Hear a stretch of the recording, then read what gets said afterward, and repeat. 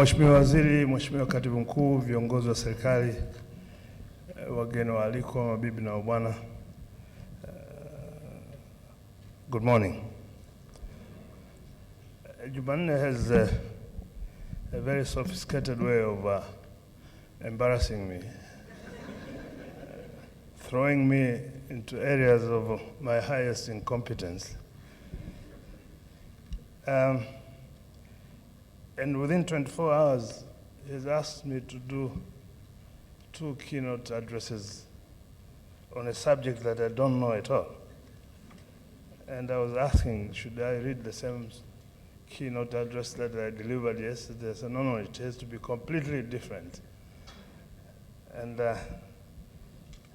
for a retired diplomat, he knows the area of competence as far different technological. However,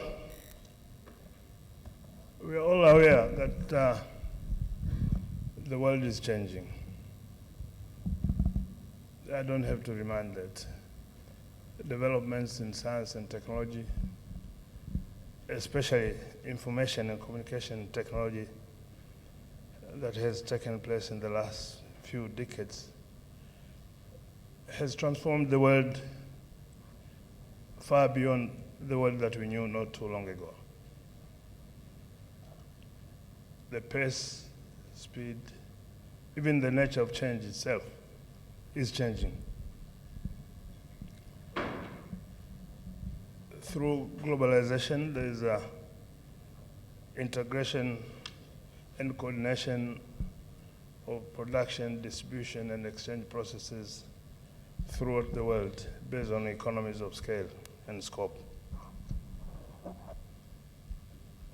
Through the forces of liberalization, national boundaries are transformed into markets. There is renewed concern and care over environment for survival of the human race. There is a renewed commitment to humanization in terms of democracy, human rights, rule of law. Not in political terms, and I'm very far from politics, but certainly in terms of expanding pushing the frontiers of human freedom and capacity to engage with the environment, to confront the challenges of survival and growth, but also to unleash the creative potential of the human race without any inhibition. But then there's also the process of digitalization, which has made time, distance, space completely irrelevant in the competitive global environment. Certainly, over the last few years, the 4th Industrial Revolution is pushing that change process to even different levels. Issues of big data, the race between biological brain and artificial intelligence is heating up. And some predict by 2028, artificial intelligence will overtake human brain in terms of capacity. Well, I'm 68 now, 2028, I don't know. Inshallah, maybe I'll witness the change.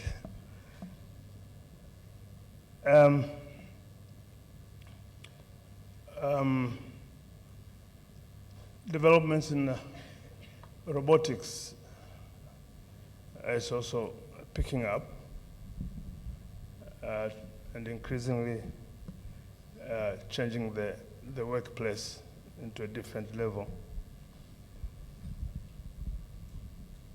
Logarithms, Internet of Things, and so on and so forth. Yeah, I'm speaking to the converted here, but you know all these changes that are taking place that are transforming the world far beyond the world that we knew too long ago. And the impact is clear. Elon Musk says with automation, there will be abundance and almost everything will be cheaper. So it's becoming an economic imperative. But it also offers challenges.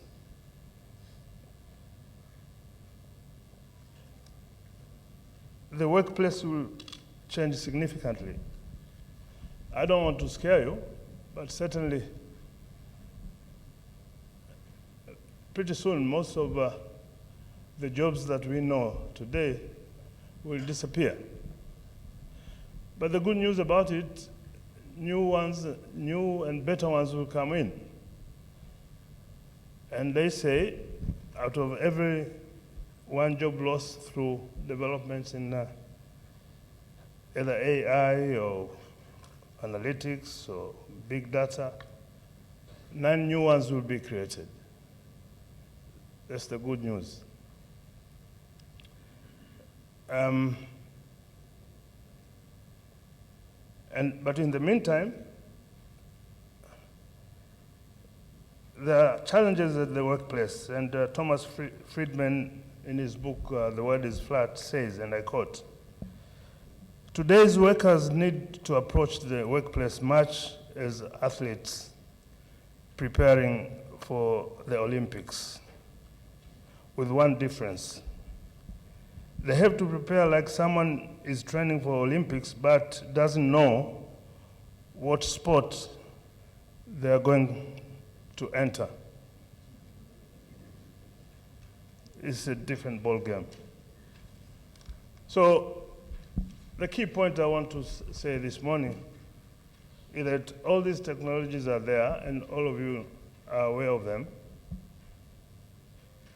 And the missing point on our part, and I've been very much inspired by the speech of Her Excellency, the Deputy President, that it's awareness by the government. And the government of Tanzania is aware about that. And I think what is required now is to have a policy framework and strategy, and even address the cultural issues that revolve around our response to these developments in the that come with the fourth industrial revolution. Certainly, there is a need to establish the correspondence infrastructure that is required to facilitate our participation as a country into the digital economy. And I think in Tanzania we have started well. The project Mpungwe, the national fiber optic. But, and this is where the challenge is, the culture around these technological changes. You may have some of these facilities, but if we don't change the way we do our work, they may be grossly underutilized. I think that's the area that the conversation, the national conversation, should start taking place on what type of infrastructure that is required that would facilitate, as it was indicated by former Governor Benondulu yesterday morning. The other area is to look into the skill set that will be required for our country to be an active participant in the digital economy in the fourth industrial revolution. I gave the audience an example yesterday that I had attended a workshop organized by Singularity University some 3 months ago in Cape Town. And one of the participants had moved an idea that he wanted to sue the student loan boards, the existing student loan boards across the world, not only where I was talking, that they are giving loans to these innocent human beings to go to school for causes that will be irrelevant in the marketplace by the time they finish. So they're abandoning them with loans that they will never be able to pay. And so these are some of the challenges that our conversation should be taking place. What type of education reform that we need? And as an African, I'm also aware we also have a huge challenge on how do you fund, even when you give the right education, even you have this generation of innovators, but we don't have facilities and resources to empower them to carry out whatever innovative works that they're doing. We don't have private equity funds. We don't have venture capital funds like the ones you find in the Silicon Valley. And I think I'm very much inspired to see the chairperson and board directors of our National Empowerment Council in our midst and their partners in this organization. So I think there's an area that needs a conversation moving forward in taking the Fourth Industrial Revolution agenda forward. Other than that, I don't have much. As I said, I'm speaking to the converted here, but we'll have more discussion during the working groups. Thank you very much for this opportunity. Thank you.